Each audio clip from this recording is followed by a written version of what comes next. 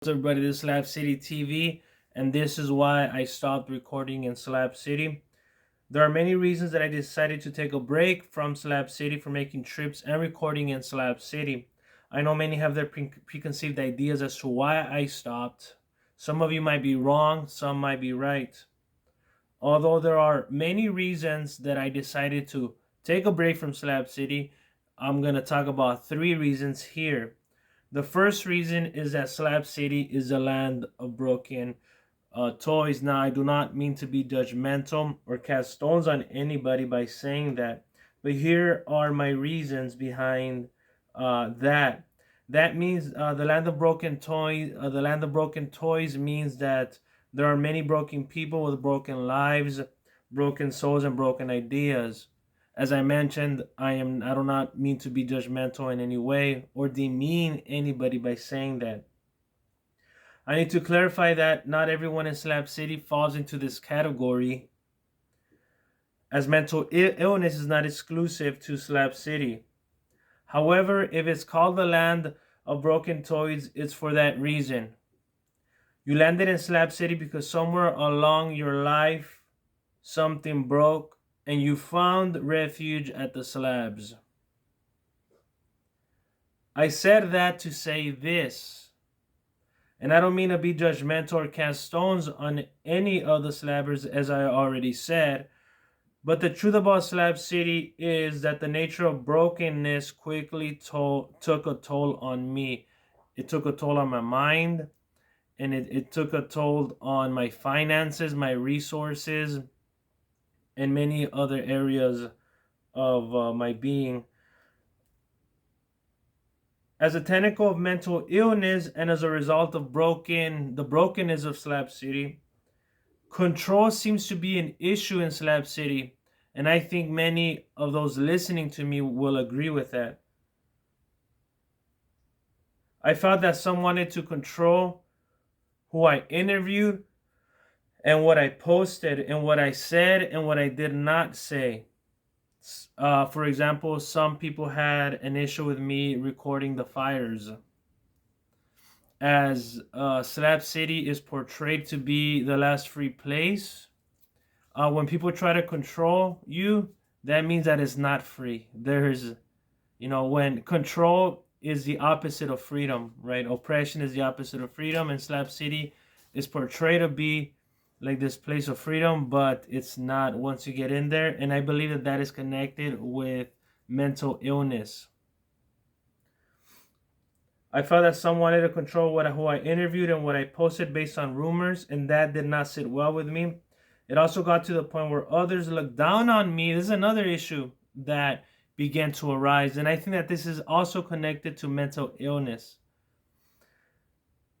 It also got to the point where others looked down on me for the food that I ate, and it even got to the point where I was even spoken down, like I was demeaned.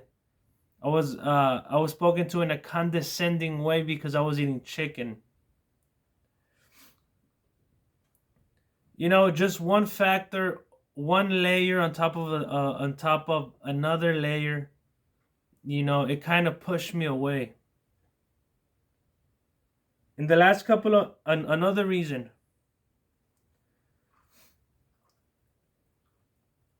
In the last couple of months of filming in Slab City, this is actually part of the same reason, but it's another factor within the realm of mental illness. In the last couple of months of filming in Slab City, I felt pressure to film in a way that I no longer felt comfortable doing. In the beginning, I was driving when I first began, all I was doing was driving into Slab City. I saw somebody interesting. Hey, what's up? Could you do an interview? Are you willing to do an interview? I have a YouTube channel that's based off of Slab City called Slab City TV. And I'm doing interviews. That's how I started, right? But I slowly shifted away from that. Accidentally, I guess you could say, but let's see here. Right, so in the last couple of months of filming in Slab City, I felt pressure to film it in a way that I no longer felt comfortable doing. In the beginning, I was driving into Slab City on my own and meeting slabbers organically with no hidden agenda but to grow my YouTube channel. Yes, that was and is my initial intention to grow my YouTube channel. Why grow my YouTube channel?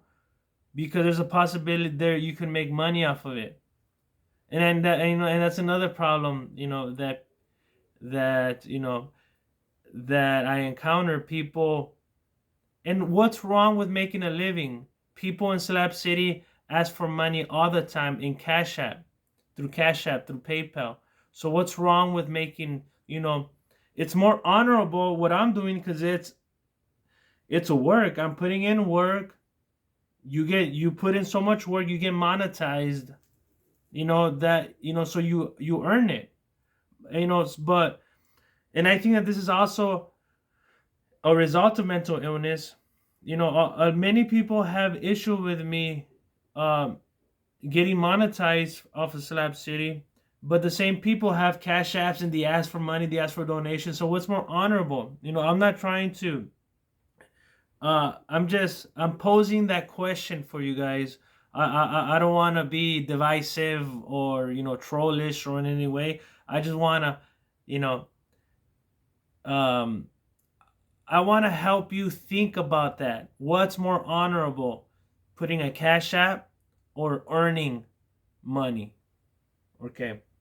So with that said, let's see here. Looking back, that was the most efficient way of doing interviews organically, just by asking for interviews, right? However, in the last few months, most of my videos were no longer organic and initiated by asking people.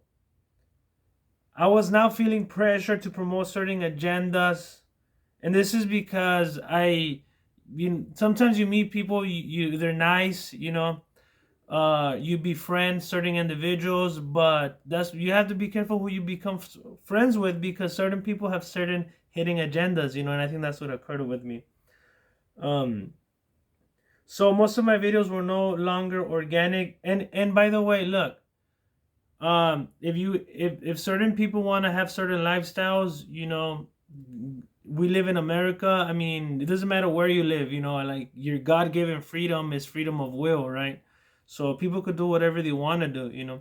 I have a problem when people try to force certain ideas and certain belief systems and try to make or look down on other people when they don't accept their belief systems. That's where I have a problem, because if people want to, but anyways. However, in the last few months, most of my videos were no longer organic and initiated by asking people, but I felt pressure to promote certain agendas, certain lifestyles, and certain ideas that I do not agree with. I felt like I was being used to promote some type of hidden agenda. And behind all that, there was a spirit of an attitude of control that did not sit well with me. Another point of why I left was resources. As many of you know, I have a part-time job as I'm completing my master's degree, and that's I don't make a lot of money. So I felt like every trip I made to Slab City, I had to donate money and give rides, and that took a toll on my resources, as I don't have the best car and the most money in the world. Another reason was time. Time is another big factor. For anyone that has finished a master's degree in history knows that research, writing, reading is time consuming, and I was spending too much time in Slab City and neglecting that. So now I need to focus on that. I'm focusing on that. So yeah, that's pretty much it. I hope you guys enjoyed. Leave a comment, leave a like. If you have not subscribed yet, make sure to subscribe, share. Thank you for watching.